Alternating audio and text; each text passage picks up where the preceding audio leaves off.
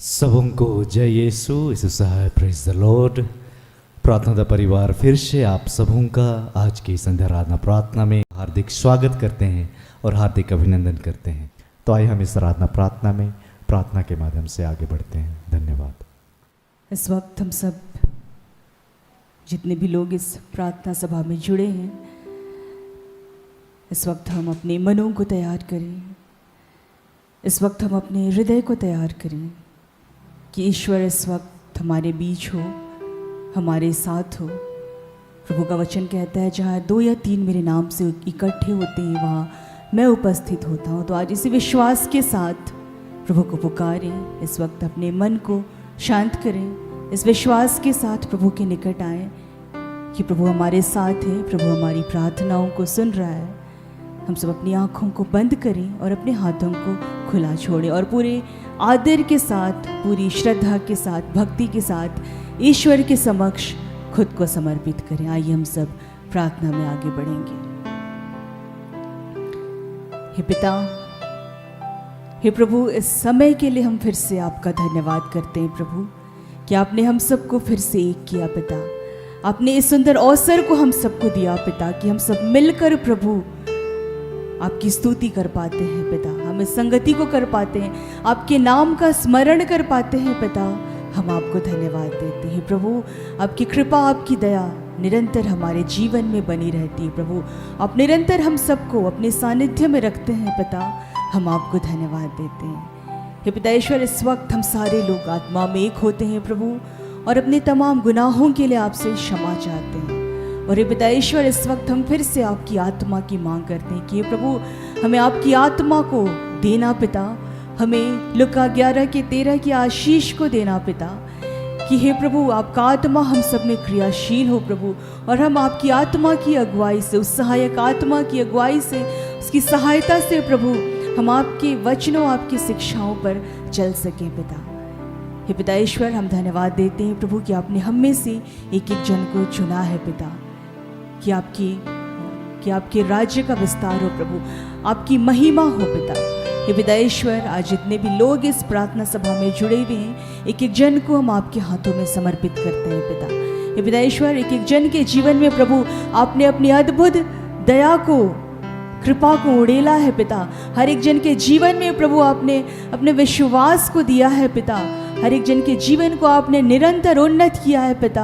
हम आपको धन्यवाद देते हैं पिता। पिता ईश्वर, आज हम मांगते हैं पिता कि उस यीशु मसीह को पिता हम सबको देना पिता, हमारे हृदय में, हमारे आचरण में, हमारे व्यवहार में, हमारे जीवन में प्रभु यीशु मसीह की उपस्थिति दिखाई दे पिता। ईश्वर, हम सबको अपनी 5वीं पत्री बनाना पिता, ताकि हम अपने परिवारों में, अपने मित्रजनों में, जहाँ कहीं भी रहते हैं पिता, अपने परिवेश में हम आपके नाम को फैला पाए पिता, आपके आचरण के माध्यम से, अपनी बातों के माध्यम से, आपके व्यवहार के माध्यम से। पिता ईश्वर, आज हम सबके हृदय को अपनी शांति से भरना पिता। हम सबको पिता वो उजियाला, वो ज्योति प्रदान करना पिता, ताकि वो ईश्वरीय ज्योति हमारे माध्यम से पूरे विश्व में फैल पाए पिता। हे पिता ईश्वर, हम धन्यवाद देते हैं प्रभु फिर से इस जगह के लिए हम आपको धन्यवाद देते हैं। प्रार्थना उद्धर सेवकाई के लिए हम आपको धन्यवाद देते हैं। पूरे विश्व में जितने भी मिनिस्ट्रीज है प्रभु, हर एक लोगों को हम आपके हाथों में समर्पित करते हैं पिता। हे पिता, इस प्रार्थना सभा को आपने सफल किया है प्रभु। जितने भी लोग इस प्रार्थना सभा में जुड़े हैं, हर एक जन प्रभु फिर से आज यीशु मसीह के नाम से स्वतंत्र किए जा रहे हैं पिता। हम आपको धन्यवाद देते हैं। हर एक बातों को आपके हाथों में समर्पित करते हुए इस प्रार्थना को हम आपके बेटे उद्धारकर्ता यीशु मसीह के नाम से मांग लेते हैं। दया से सुनिए और स्वर्ग के राज्य में ग्रहण कीजिए। आमीन। आइए हम प्रभु की महिमा के लिए गीत गाते हैं।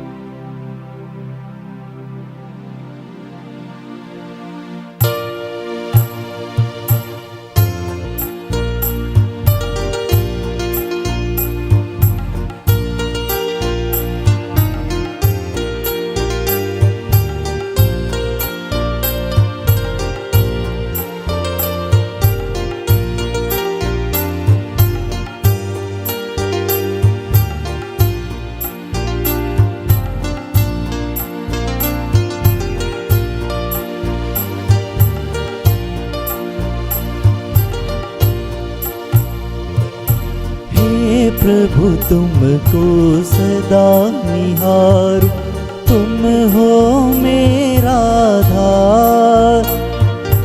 हे प्रभु तुमको सदा निहारूं, तुम हो मेरा आधार। हे प्रभु तुमको सदा निहारूं, तुम हो मेरा आधार। हे प्रभु तुमको सदा निहारूं, तुम हो मेरा आधार। हे प्रभु तुमको सदा निहारूं, तुम हो मेरा आधार।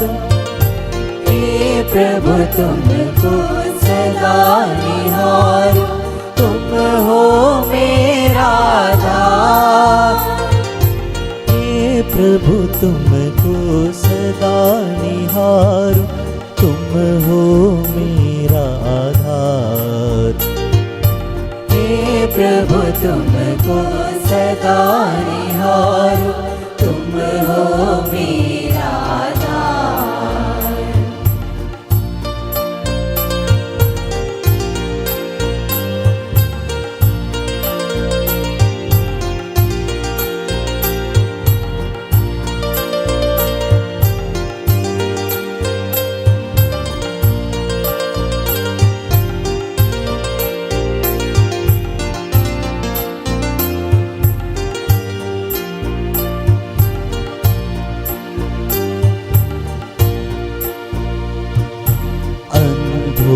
को तू दृष्टि देता, निर्बल को तू सबल बनाता।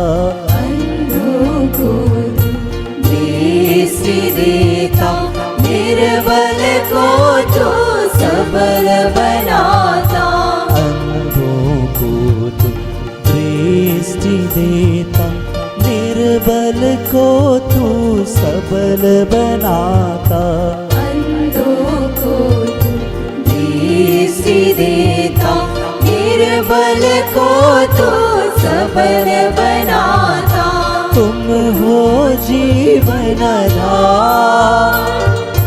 हे प्रभु तुमको सदा निहारूं, तुम हो मेरा आधार। हे प्रभु तुमको सदा निहारूं, तुम हो मेरा आधार। हे प्रभु तुमको सदा निहारूं, तुम हो मेरा आधार। तुम हो मेरा आधार, तुम हो मेरा आधार।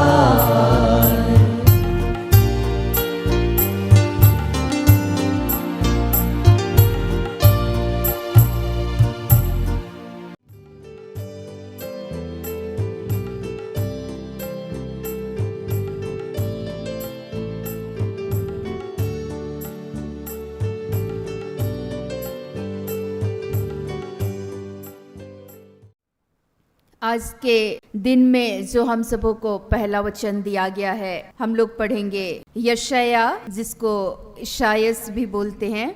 यशाया 61 पद संख्या 11। क्योंकि जैसे भूमि अपनी उपज को उगाती और बारी में जो कुछ बोया जाता है उसको वह उपजाती है, वैसे ही प्रभु यहोवा सब जातियों के सामने धार्मिकता और धन्यवाद को बढ़ाएगा। दूसरा वचन याकूब के पत्र से हम लोग पढ़ेंगे 5 याकूब 5 पद संख्या 18। फिर उसने प्रार्थना की तो आकाश से वर्षा हुई और भूमि फलवंत हुई। आमीन। आप लोग सोच रहे होंगे ये वचन तो हम लोग बार बार सुनते हैं, पढ़ते हैं, जानते हैं, लेकिन आज प्रभु के नाम से मैं आप सबों से ये कहना चाहूँगी कि लंबे समय से हम सभी कई बार प्रार्थना करते हैं। हमें ऐसा महसूस होता है कि आज हमारी प्रार्थनाएं आखिर क्यों सुनवाई नहीं होती, क्यों सुनी नहीं जा रही है।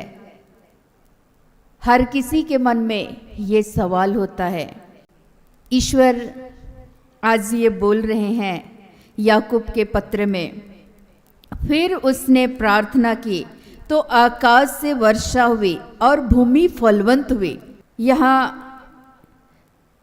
एलिया के बारे में, नबी एलिया के बारे में ये लिखा गया है। एलिया नबी जब अकाल था उस समय वो परमेश्वर से प्रार्थना कर रहे थे, पहले धरती पर मेघ ना बरसे, बारिश ना हो बोल के प्रार्थना किए। ये कहकर वो प्रार्थना कर रहे थे कि इस धरती पर मेघ ना बरसे, बारिश ना हो, और सचमुच में वो जगह अकाल पड़ गया। फिर एलिया नबी दोबारा जब प्रार्थना करते हैं, यहाँ लिखता है फिर उसने प्रार्थना की तो आकाश से वर्षा हुई और भूमि फलवंत हुई।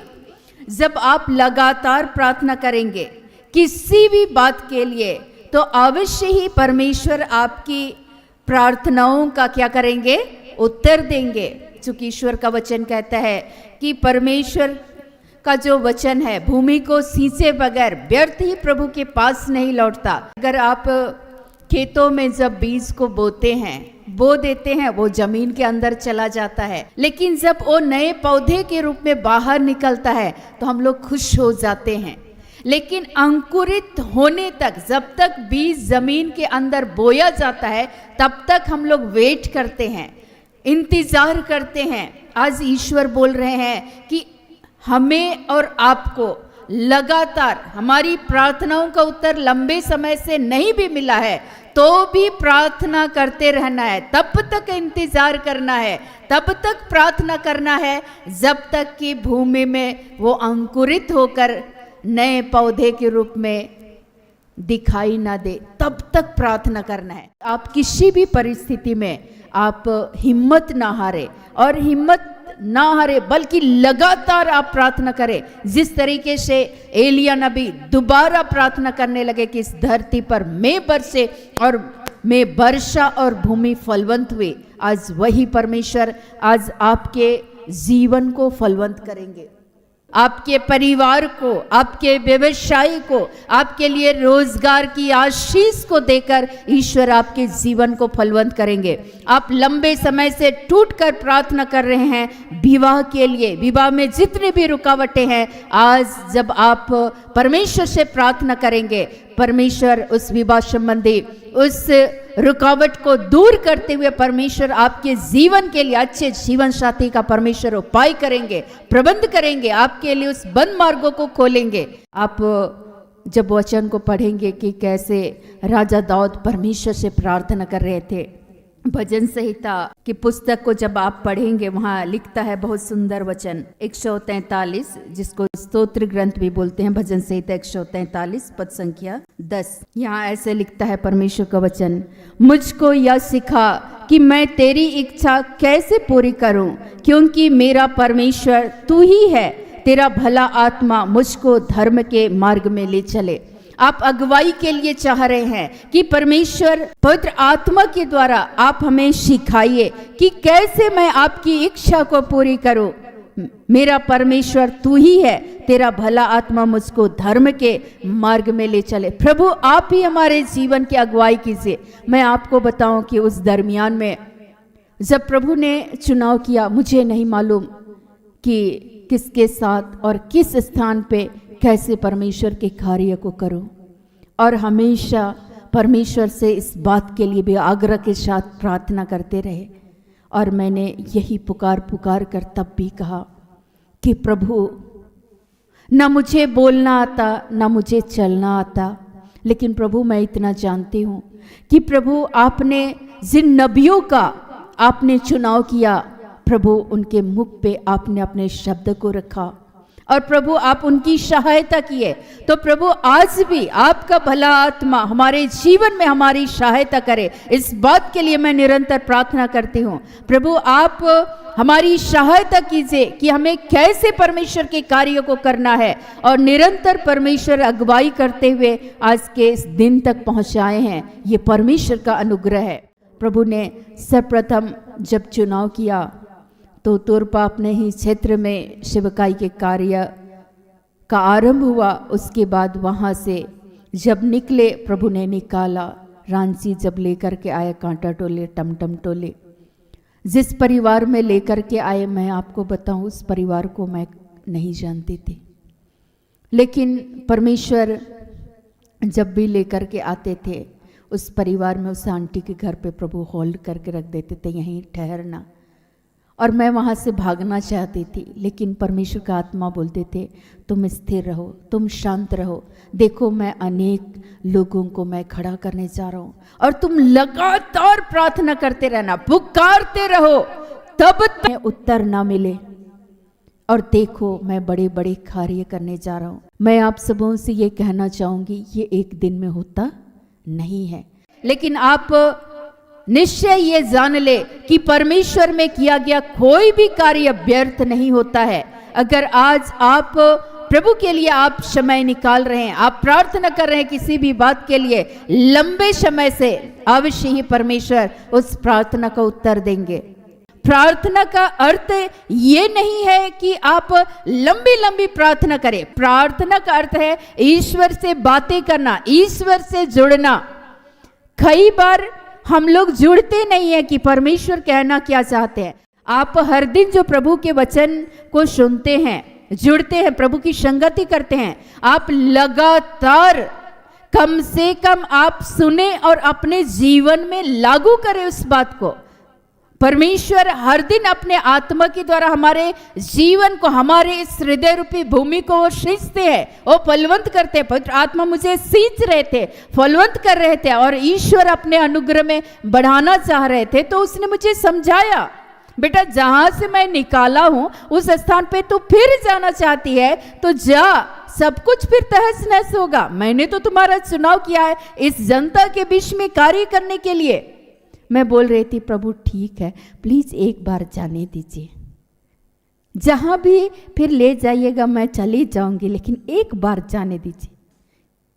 3 या 4 साल तक रोक दिए कि अब तुमको जाना ही नहीं। और जैसे ही मैं उस रोड से गुजरती थी, एक आस भरी दृष्टि से मैं गाड़ी में बैठकर मैं निहारती थी, अच्छी इधर मेरा गांव है, यहाँ मैं पली बड़ी थी, चुपचाप गाड़ी में बैठ के। लेकिन प्रभु आप मना किया तो ठीक है, मैं नहीं जाऊंगी, लेकिन प्रभु आपकी अनुग्रह मेरे से मत हटाइए, प्रभु अपने से अलग मत कीजिए। प्रभु मैं चाहती हूं जिस उद्देश्य के तहत आपने चुनाव किया उसको पूर्ण ईमानदारी के साथ कार्य कर सके। मैं जानती हूं प्रभु आपने मेरे जीवन को आशीषित किया और हजारों ऐसे लोगों के जीवन को, करोड़ों ऐसे लोगों के जीवन को आपने बदला है और उन तमाम लोगों के जीवन को आप फलवंत करने जा रहे हैं और प्रभु ने फलवंत किया। मैं ऐसा नहीं कह रही हूं कि जब आप चलेंगे, जब आप प्रार्थना कर रहे हैं तो आपके जीवन में चुनौतियां नहीं आएंगी, ऐसी बात नहीं है।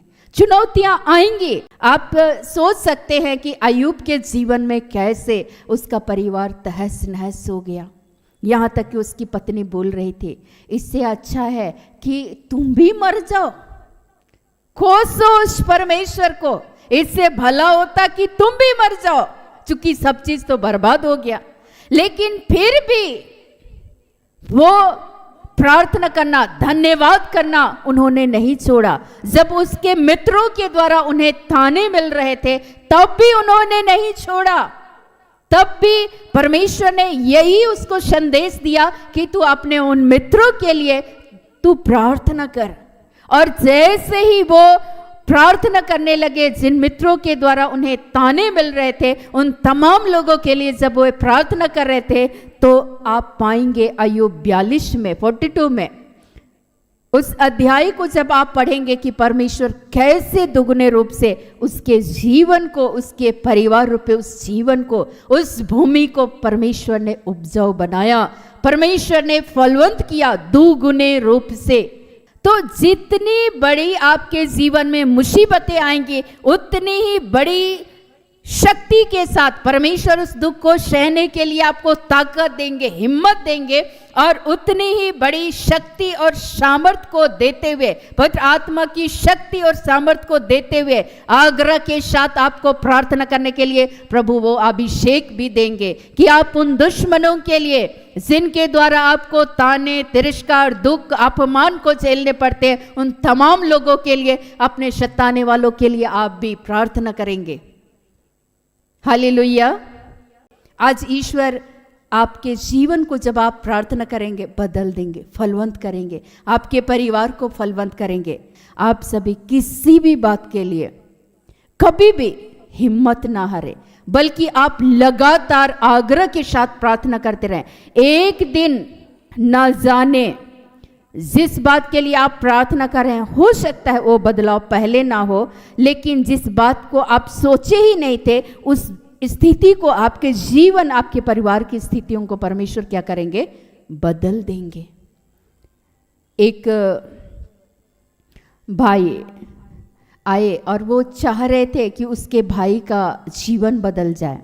जैसे हमारा भूषण भाई भी किसी दूसरे भाई को लेकर के आ रहे थे, अपने रिलेटिव भाई को लेकर के आ रहे थे और रोज दिन आते थे, हर कुछ दिन में लेकर के आते थे साथ, और उस कई बार उनको बाहर गेट पे छोड़कर चले जाते थे। उस भाई के जीवन का बदलाव तो बाद में हुआ, लेकिन उससे पहले भूषण भाई का जीवन बदल गया। हालेलुया। परमेश्वर ने उसे अपने महिमा के लिए प्रभु ने चुन रखा था, और प्रभु कहाँ से कहाँ लेकर के आ गए। वो तो किसी दूसरे के लिए आ रहे थे। तो वैसे ही प्रभु आपके जीवन की स्थितियों को भी बदल देंगे। कई बार ईश्वर आपको माध्यम बनाता है अगला आदमी के लिए, ताकि आप उस बंदे के लिए क्या करें? प्रार्थना करें। और प्रभु आप अगले की घटी के लिए प्रार्थना कर रहे हैं कि प्रभु उसकी सारी ज़रूरतों को पूर्ण कर दे। प्रभु आपकी आवश्यकताओं को प्रभु पूर्ण कर देते हैं। सामने वाले की तो करते ही हैं, साथ ही आपके जीवन की भी करते हैं। क्यों करते हैं? क्योंकि ईश्वर का वचन भूमि को सींचे बगैर व्यर्थ ही प्रभु के पास नहीं लौटता। जब आप भजन संहिता 138 138, यहोवा मेरे लिए सब कुछ पूरा करेगा। 8, हे यहोवा तेरी करुणा सदा की है, तू अपने हाथों के कार्यों को त्याग ना दे। परमेश्वर अपने लोगों को कभी भी त्यागते नहीं है, कभी भी छोड़ते नहीं है। वो सब कुछ आपके जीवन के लिए पूरा करेंगे, लेकिन उसके लिए एक समय सीमा को परमेश्वर ने तय कर रखा है। और परमेश्वर तब तक आपको सिखाते रहेंगे जब तक कि आप वहां पहुंच ना जाए। और सीखते तो रहेंगे, परमेश्वर सिखाते रहेंगे जीवन के अंत तक। अब आप सोचेंगे आज प्रार्थना करेंगे और 1 साल हम नहीं करेंगे, ऐसा नहीं होता है।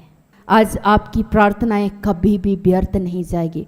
प्रभु में किया गया कोई भी कार्य व्यर्थ नहीं जाएगा। आप किसी को एक गिलास पानी भी पिलाया है प्रभु के नाम से, परमेश्वर आपके जीवन को आशीषित करेंगे, वो कभी भी बेकार नहीं जाएगा। लेकिन बशर्ते है कि आप लगातार प्रभु से जुड़े रहें, आप प्रार्थना करते रहें, आग्रह के साथ सब कुछ बदल जाएगा। प्रभु आपकी स्थितियों को बदल देंगे। यीशु मसीह प्रार्थना कर रहे थे कि प्रभु हो सके, पिता हो सके तो यह प्याला मुझसे हटा ले, इसमें मेरी नहीं बल्कि तेरी इच्छा पूरी हो। प्रभु की जो प्रार्थना है स्वयं प्रभु यीशु मसीह ने अपने शिष्यों को सिखाया। उस प्रार्थना में हम लोग एक लाइन हम लोग बोलते हैं, तेरी इच्छा पूरी हो। लेकिन जैसे हम लोग प्रार्थना करते हैं प्रभु मेरी इच्छा पूरी, मैंने पहले भी कहा है ऐसा मत कीजिए। आप चाह रहे हैं कि मेरी माँ बदल जाए, लेकिन प्रभु हो सकता है आपकी माँ को पहले बदलने से पहले आपके जीवन को बदलना चाहते हैं। प्रभु कब और किस रूप में आपकी प्रार्थनाओं का उत्तर देते हुए आपके जीवन को फलवंत करेंगे आपको मालूम नहीं है। बस परमेश्वर को अपना काम करने दे और आप आग्रह के साथ लगातार प्रार्थना करते रहें। आइए आज के हर एक वचनों से प्रभु यीशु मसीह हम सबों को बहुत आयत की आशीष, अनुग्रह और कृपा प्रदान करे। आमीन।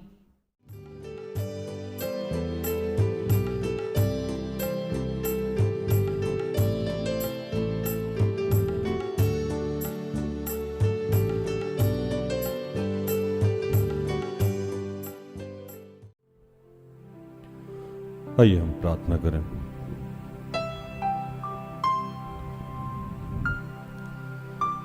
कि हे दयालु पिता,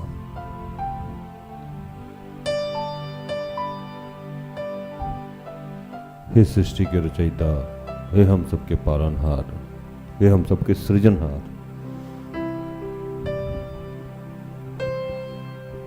तेरा धन्यवाद करते हैं कि तूने आज हम सबको यह सिखाया कि हम अगर निरंतर प्रार्थना करें, गिड़गिड़ाते हुए, रोते हुए, बिलखते हुए, टूट के अगर हम किसी बात के लिए प्रार्थना कर रहे हैं, तो प्रभु वो प्रार्थना बेकार नहीं, तो कहीं ना कहीं उस प्रार्थना का उत्तर किसी न किसी रूप में दे रहा है प्रभु, और हम सबके जीवन में धार्मिकता और धन्यवाद को बढ़ाएगा। हम और भी ज्यादा तेरे करीब आएंगे, तेरे गुण में, तेरे रूप में हम बढ़ते जाएंगे, हमारा बदलाव होता जाएगा, हम तेरे स्वरूप में होते जाएंगे, और हमारे जीवन को तो इतना फलवंत करेगा कि हमारे जीवन से निरंतर चारों तरफ से धन्यवाद निकलता रहेगा। इसके लिए प्रभु हमें बार बार उसी बात के लिए प्रार्थना करते रहना है जो कि नहीं बदल पा रहा है, जो नहीं खत्म हो पा रहा। और प्रभु ये सामर्थ्य तू आज हम सबको दे रहा है, इसलिए हम तेरा धन्यवाद करते हैं।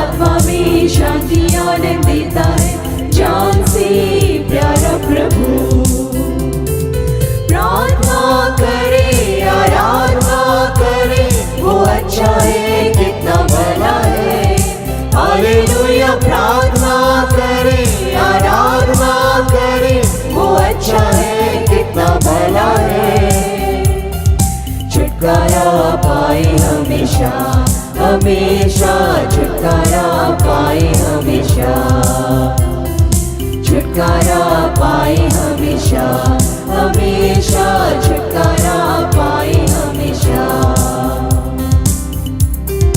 हे पिता, उन सब के जीवन को जो इस वक्त कहीं भी हैं, जिनका नाम मैं नहीं ले पा रहा हूं, जो लोग भी इस वक्त जुड़े हुए हैं और जहां तक आवाज जा रही है, उन सबको और अपने टीम के एक एक भाई बहनों के लिए मैं प्रार्थना करता हूं कि आज प्रभु हम सबको यह सामर्थ्य दे कि हम निरंतर प्रार्थना करें। हम घुटने पे आके प्रार्थना करें, हम चलते फिरते प्रार्थना करें, हम सोते जागते प्रार्थना करें, हम खाते पीते प्रार्थना करें, हम किसी भी अवस्था में रहें प्रभु, हम तुझे पुकारते रहें, और ये हमारी पुकार तुझ तक पहुंचे प्रभु, स्वर्ग को चीर के तुझ तक पहुंचे। विधवा, अनाथ, विधुर के लिए मैं प्रार्थना करता हूं। मैं प्रार्थना करता हूं बूढ़े बुजुर्ग के लिए, माता और पिता के लिए, भाई भाई के लिए, बहन भाई के लिए, रिश्ते के लिए मैं प्रार्थना करता हूं।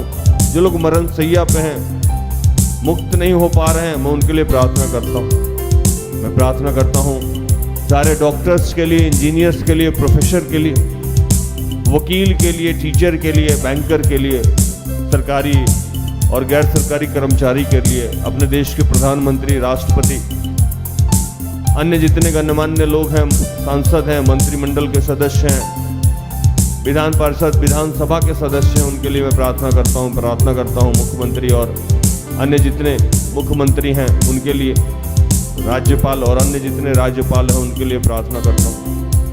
मैं प्रार्थना करता हूँ जितने सफाई कर्मचारी हैं, मैं प्रार्थना करता हूँ जितने पंच हैं, जितने फादर हैं, प्रिस्ट हैं, पादरी हैं, मैं उनके लिए प्रार्थना करता हूँ। मैं प्रार्थना करता हूँ पति पत्नी के रिश्ते के लिए, मैं प्रार्थना करता हूँ उन तमाम लोगों के लिए जो तेरे कार्य में जुड़ना चाहते हैं, जुड़ नहीं पा रहा। मैं प्रार्थना करता हूँ उन तमाम लोगों के लिए जिन्होंने अपने जीवन में किसी को खो दिया, उनकी भरपाई करना प्रभु। मैं प्रार्थना करता हूँ कि आज हम सबको प्रार्थना का सामर्थ्य दे रहा है प्रभु, इसलिए हम तेरा धन्यवाद करते हैं। और प्रभु विशेषकर जितने लोग हतोत्साहित हैं, डिप्रेशन में, उनका मन, उनका हृदय टूट गया, कर्ज से लाचार हैं, आर्थिक तंगी में डूबे हुए हैं, बीमारी से परेशान हैं, रिश्ते नाते से टूटे हुए हैं, दिल में वो पीड़ा है, वो कष्ट है जो अपनों ने दिया, उन तमाम लोगों के लिए प्रार्थना करता हूं कि प्रभु आज और अभी और इसी वक्त उनके घाव पे मरहम लगा प्रभु। और प्रभु जो लोग भी इस उम्मीद से बैठे हुए हैं कि तू उनके जीवन में आशीष देगा, चंगाई देगा, प्रभु आज उनके जीवन को तू बदल रहा है। पिता, जितने लोग दान, दशमांश, श्रम के माध्यम से, किसी भी माध्यम से तेरे राज्य के विस्तार में योगदान कर रहे हैं, उन सबको 1000 गुना, करोड़ गुना ज्यादा आशीषित करना। सब कुछ आपके हाथों में समर्पित करते हुए इन तमाम प्रार्थना को प्रभु यीशु के जीवित और पवित्र नाम से मांगते हैं। दया से सुन और स्वर्ग के राज में ग्रहण कर। आमीन। सारे दिल से, सारे